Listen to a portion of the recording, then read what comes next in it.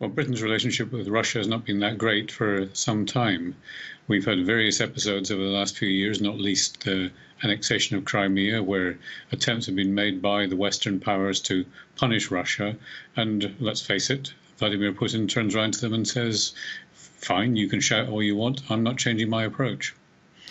So is there anything the British should be doing differently? Is there anything more they can do? Well, there's been speculation in the press about using cyber technology to try to attack the Russians, to which the retort has been, well, be careful what you wish for here, because if you start attacking the Russians, who are very good at this, they're going to reciprocate in a way which is going to be damaging to you. Financial sanctions targeted at the coterie of people around Putin may work, but it's been proved to be relatively ineffective so far in derailing the Russian policy.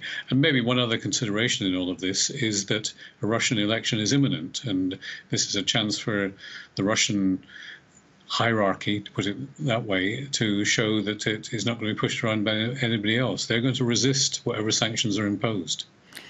The United States and Europe are standing with the UK for now. We've had this joint statement today. What about then when Russia retaliates, which it keeps promising to do? Is there a risk that the UK will then find itself isolated? Well, I think that the French, the Germans and the Americans will stand by the UK in this respect. But the real question is whether all this saber rattling about the Russians will make any difference to the way the Russians behave. And that's where I become very doubtful. I don't think it's going to change their behavior very significantly.